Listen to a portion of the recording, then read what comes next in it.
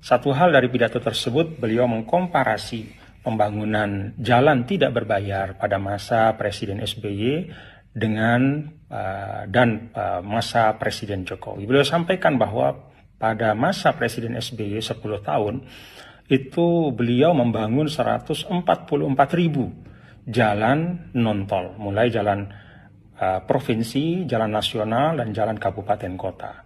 Jauh lebih tinggi dibanding pencapaian Presiden Jokowi selama 9 tahun, yaitu hanya 19.000 kilometer. Beliau sampaikan perbandingannya 7,5 kali lipat pada masa Pak SBY, lebih banyak dibanding dengan masa Pak Jokowi. Menyimak pidato ini saya punya satu catatan, bahwa Mas Anies Rashid Baswedan tidak menyebut melupakan. Saya tidak tahu ini sengaja atau tidak sengaja ya. Mestinya sebagai calon presiden beliau memaparkan secara utuh. Beliau tidak menyebutkan tentang jalan desa yang terbangun pada masa Presiden Jokowi. Pada masa 9 tahun sampai akhir 2022 itu ada lebih dari 316.000 kilometer jalan desa yang dibangun oleh Presiden Jokowi. TGB sindir Anies yang cuma sampaikan setengah kebenaran. Mau coba bohong Pak Anies?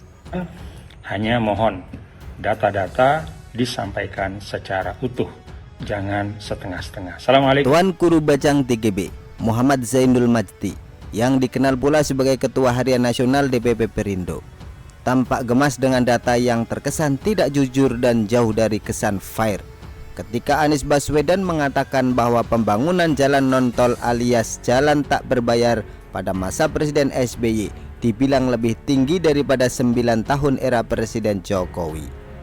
Jadi, semula Anies kan menyampaikan bahwa selama 10 tahun menjadi Presiden RI, pemerintahan SBY disebutkan membangun 144.000 km jalan tidak berbayar, mulai jalan kabupaten atau kota, provinsi hingga nasional. Data inilah yang lantas dibandingkan Anies dengan 19.000 km yang dibangun selama era Presiden Jokowi, mulai 2009 hingga 2022 ini. Atau kalau dibandingkan era SBY membangun 7,5 kali lipat lebih banyak dibandingkan era Jokowi. Pemaparan Anies itulah yang membuat TGB lantas berusaha memberi jawaban dengan nada yang cukup halus, tapi mengena. Jika memang Anies masih punya cukup rasa malu sebagai orang yang berpendidikan tinggi dan katanya jago dalam adu gagasan. Menyimak pidato ini saya punya satu catatan, bahwa Mas Anies tidak menyebut atau melupakan. Saya tidak tahu ini disengaja atau tidak. Mestinya sebagai capres beliau memaparkan data secara utuh, kata TGB. Seperti saya lihat dalam cuplikan video di Facebook sore tadi. Beliau tidak menyebutkan jalan desa yang terbangun pada masa Presiden Jokowi selama 9 tahun sampai akhir 2022 itu adalah lebih 316.000 km jalan desa yang dibangun Pak Jokowi.